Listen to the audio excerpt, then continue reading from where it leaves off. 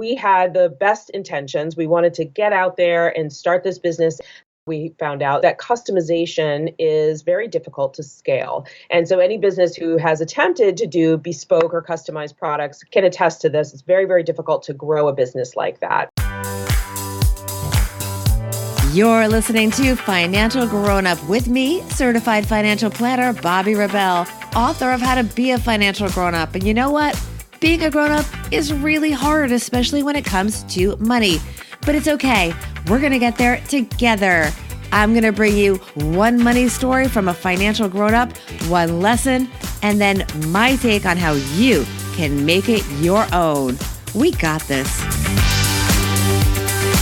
Hey, everyone. This is an episode about starting something really big, being all in, and then finding out maybe it's not for you, and having the strength to, exit gracefully.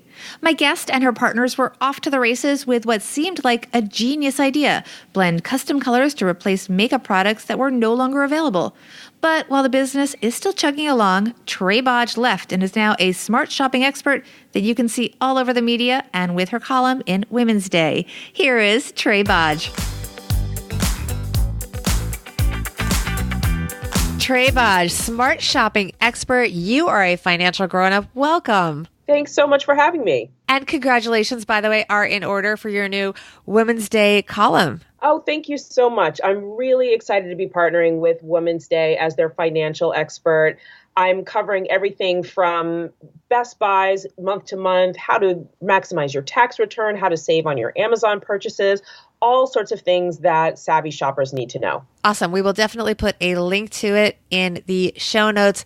I am excited to hear your money story because, first of all, it has to do with the beauty business. It has to do with being an entrepreneur, and it has to do with how much money do you really need to start a business? Do tell.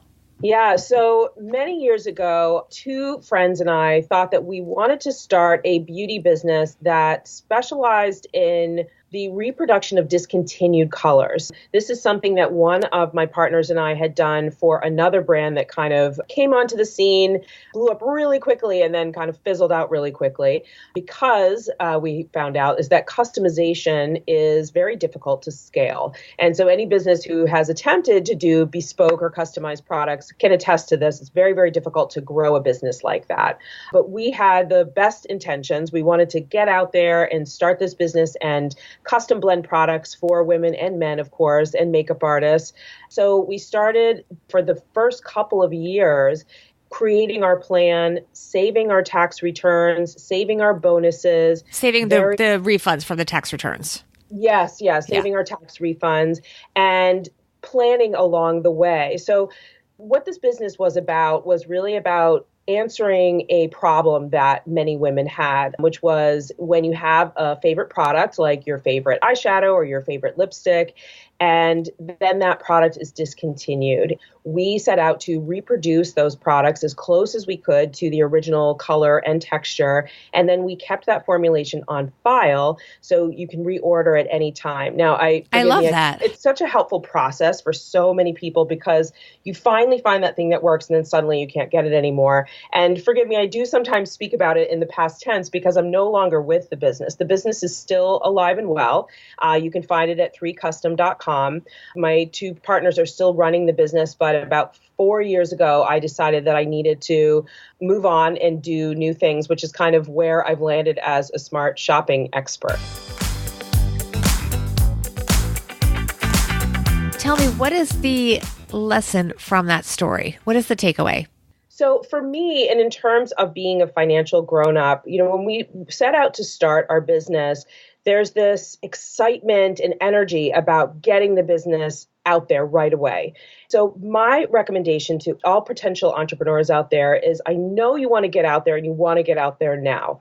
However, the time that it takes to save the money or to crowdfund, for instance, if you're going to do Kickstarter or Indiegogo, or if you're going to look for venture capital or money from family and friends, the time that it takes to gather that money is time that works for you. You need the time to do your market research, to attend trade shows, to interview people and really flesh out what you want this business to be, because there are so many brands out there. How are you going to differentiate and set yourselves apart from the competition? So for me, I would say to people, just take your time. Don't get frustrated by how long it takes to start a business, and use that time to your advantage.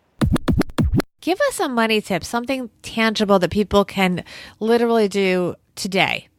This is a tip that I think can apply to many things, whether it's going to be starting a business or paying off your student loans or any other debt, is to take money that may feel like a windfall, and rather than spending it and going on a luxurious trip or buying a fancy handbag or even doing a renovation in your apartment, save that money. So save that money towards your business. So what my partners and I did over the course of about 2 years is every tax refund we got, every bonus that we received, and then any extra money from, if we inherited a little bit of money or anything extra like that, we did not take that money for ourselves. We put it in the bank. And so the three of us each saved over 2 years, and we were in our early 20s at the time. We each saved $25,000. And so for the three of us, we were able to start our business with $75,000 after a couple of years. So that would be my money tip, is that money that feels like something extra. Instead of going to town with it and spending it, put it away towards your goal. But it's hard because you feel like it's found money. Yeah, it does. And it is hard. It almost feels like you're on a diet. It's like you have that diet, you have the rules in front of you and everything you're supposed to eat and not eat. And you really, really, really want to eat that thing that you're not supposed to eat. To me, it's a similar feeling. You see that money cross your hands and you so want to go out and enjoy it and treat yourself because, especially with, say, a bonus from work, it's like that's being given to you as a congratulations for work well done. And you want to enjoy that. But instead, put that away and you'll save money so much faster than you think you can. All right, Trae Bodge, thank you so much. Wonderful story, wonderful advice. And we will all be checking out your column in Women's Day and visiting your website, which is traebodge.com, right? Yes, it's traebodge.com or truetrae.com. And definitely follow me on social. I'm True Trae or Trae Bodge. And so I hope to see you all there as well. Wonderful. Thank you. Thank you. I loved Trae's story because it highlights the gray areas of startup life. Sometimes a business is solid, but maybe not the future that you want. It's not a bad thing. It's just not your thing. Financial grown-up tip number 1, leaving something that isn't right for you is like leaving a relationship with someone that you are just not that into. You could stay. It will probably be okay. But by staying with something that isn't for you, you are also not finding the business or career that is right for you. It's the missed opportunity cost. Don't get caught up in sticking with something for fear of people judging you or an idea that you are not a quitter. It's not about the exit. It's about what you find behind the door that you open as you leave. Financial grown-up tip number 2, as Trae says, whenever you start something new, don't rush in. Take the right amount of time to build yourself enough runway that you can be intentional when you do ramp up. You don't want to be scrambling for cash to fill an order. Be purposeful. Spend the time before you spend the money. Thank you all for your support. If you have not already, hit that subscribe button so you won't miss any episodes, and be in touch on Twitter at Bobby Rebell, Instagram at Bobby Rebell1, and of course, visit my website, BobbyRebell.com, and sign up for our mailing list so we can keep you posted on what's going on at the show. And of course, spread the word, tell a friend. Thank you also to Forbes for naming Financial Grown Up as one of 5 podcasts that are getting it right. That was really cool. I hope you all enjoyed this episode with smart shopping expert Trae Bodge, and that we all got one step closer to being financial grown-ups.